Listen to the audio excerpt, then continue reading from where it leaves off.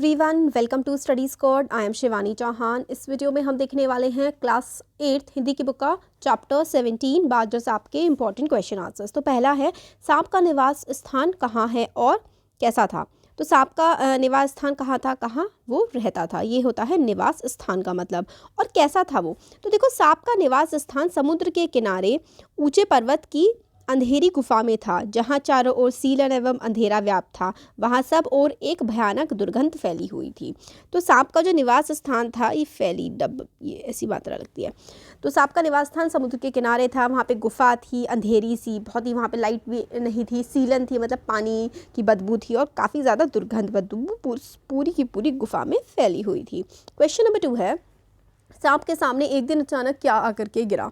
तो एक दिन अचानक आकाश से उड़ता हुआ खून से लथपथ एक बाज होता है ना, वो बर्ड जो होती है बड़ी सी, एक बाज सांप की गुफा में आकर गिरा, जिसके शरीर पर अनेक जख्मों के निशान थे और उसके पंख खून से सने थे। तो एक जो है बाज सांप की गुफा में आकर के गिर गया।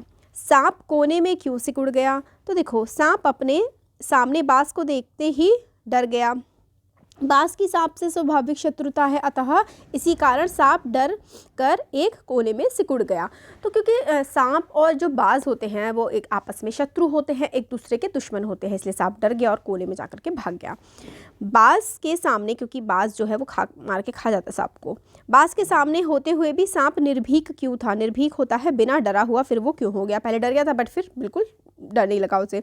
तो बाज के सांप से स्वाभाविक शत्रुता होने के बावजूद भी सांप जान गया था कि बाज अत्यधिक घायल है। तो बाज काफ़ी ज़्यादा इंजर्ड था और वह उसके सामने किसी भी प्रकार की क्षति पहुंचाने की स्थिति में नहीं है, इसलिए सांप अधिक निर्भीक था, क्योंकि उसे पता था कि बाज जो है वो काफ़ी ज़्यादा घायल है, चोट लगी हुई है उसको, और वो सांप को कुछ नहीं कर सकता था, इसलिए सांप अब डर नहीं रहा था बाज से। नेक्स्ट है, सांप मन ही मन क्यों हंस रहा था। तो आंसर है, सांप मन ही मन बाज को मूर्ख समझते हुए उसकी मूर्खता पर हंस रहा था। वो सोच रहा था कि आखिर उड़ने और रेंगने में कौन सा भारी अंतर है, उससे आकाश लेकर क्या करना है, वह तो अपनी सुरक्षित गुफा में ही संतुष्ट है। तो सांप को वही मज़ा आता था भाई, उसको अपनी सड़ी हुई गुफा में जो सीलन की बदबू आती थी, जहाँ अंधेरा था, वहीं पर सांप खुश था। और जैसी बाज बातें कर रहा था कि आकाश में उड़ने में इतने मज़े आते हैं ये वो, तो सांप को ये सब अच्छा नहीं लग रहा था। नेक्स्ट क्वेश्चन है, गुफा के अंदर कैसा दृश्य था। तो आंसर है, गुफा के अंदर चट्टानों में पड़ी दरारों से पानी टपक रहा था। सीलन एवं अंधेरे में डूबी गुफा में एक भयानक दुर्गंध फैली हुई थी, मानो कोई चीज़ वर्षों से पड़ी पड़ी सड़ गई हो। तो सड़ी हुई सी सीलन की बहुत ही खराब सी बदबू उस गुफा में आ रही थी।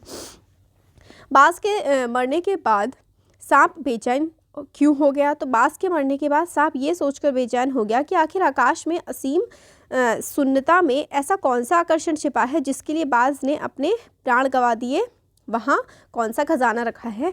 तो क्योंकि अब बाज ने कहा कि भाई मैं चाहे आखिरी उड़ान एक में भरना चाहता हूँ फिर से आकाश में, चाहे फिर मेरी डेथ ही क्यों ना हो जाए। फिर उसने ऐसा ही किया और बाज मर गया। फिर सांप सोचने लगा कि भाई ऐसा क्या है आसमान में कि बाज ने अपनी जान तक दे दी उसके लिए, क्या कौन सा कोई खजाना छुपा है क्या वहाँ, ऐसा जो है सांप सोचने लगा। नेक्स्ट क्वेश्चन है, लहरों द्वारा गाया जाने वाला वह गीत कौन सा था। तो लहरों द्वारा गाया जाने वाला गीत उन दीवानों के लिए था जो मरकर भी अपनी निर्भीकता एवं बहादुरी के कारण अमर हो जाते हैं, जो अपने प्राणों की बाजी लगाकर जिंदगी के हर खतरे का बहादुरी से सामना करते हैं। बाज ने ऐसा ही किया था, अतः लहरों ने उसकी प्रशंसा में गीत गाया था।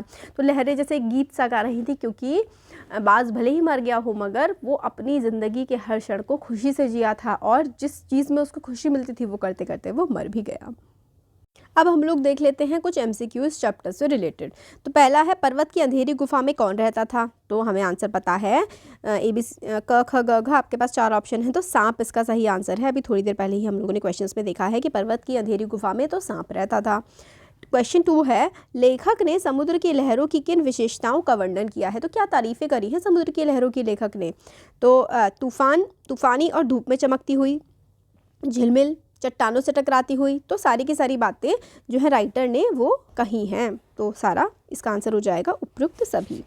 नेक्स्ट है प्रश्न 3, पर्वत की अंधेरी घाटियों में कौन बहता हुआ समुद्र की ओर चला आ रहा था। तो नदी जो है वो समुद्र की ओर बहती हुई ऐसे चली आ रही थी।